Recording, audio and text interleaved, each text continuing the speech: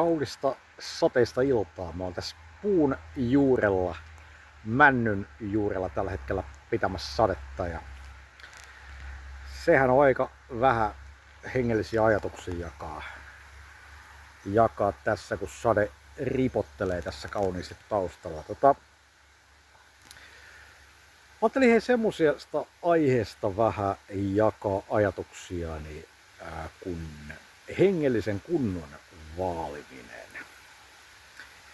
Monesti meillä tämän päivän tämmöisessä elämyshakuisuudessa, niin me myös odotetaan uskonelämältä, että pitäisi kauheasti tapahtua koko ajan merkkejä ja ihmeitä ja voimakkaiden tunteiden räiskettä ja pauhua ja mielellään vähän niin, että kaikki tässä heti mulle nyt pian. Ja sitten kun sitä ei ala tulla välttämättä joka päivä eikä niin joka viikkokaan, niin saattaa olla, että semmoinen epäilys alkaa asua meissä, että onko sitä luojaa nyt olemassa ja välittääkö se musta oikeasti. Ja tämmöinen epäily, niin sehän on sielunviholliselle paholaiselle, niin se on kauhean herkullista maaperää.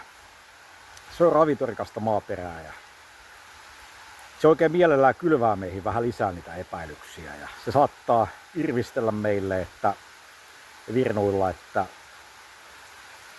luuleeko sä, että Jeesus susta välittää, kun ei se anna mitään merkkejä ja turhaa rukoilet ja turhaa käyt kirkossa ja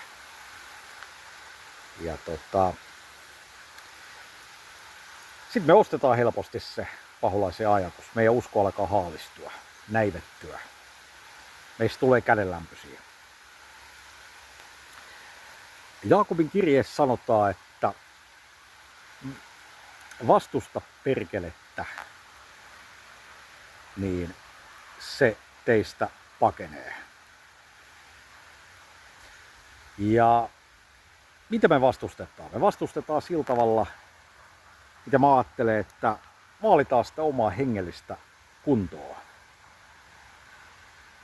Ylläpidetään sitä hengellistä treeniä silloinkin, kun se ei tunnu yhtään miltään. Mä itse harjoitan sitä sillain, että rukous, päivittäinen raamatun lukeminen, kirkossa ja ehtoollisella käynti, hengellisten biisien kuuntelu, hengellisten tekstien lukeminen, rukous eli Jeesukselle juttelu ja tietysti kristittyjen ystävien kanssa höpöttely. Mutta se, että se urheilijakin tietää, että ei se reeni aina maistu miltään. Ei se aina sillä hetkellä ole herkullista, eikä se välttämättä se tuloskaan näy sillä hetkellä. Mutta se hiljaa hyvä tulee ja lopussa, kun me niitä harjoituksia tehdään, niin me otetaan satoa siitä. Ja se hengellisen kunnon osalta, niin se meidän hengellinen sato, niin se, että saadaan pysyä Jeesuksen yhteydessä, niin sehän on ihanista ihanin sato. Ja silloin kun meillä on se panssari siinä, vaalitaan sitä hengellistä kuntoa ja on se Kristuspanssari siinä meidän kanssa, niin ei se paholainen koskaan pääse meistä käden mittaa lähemmäs.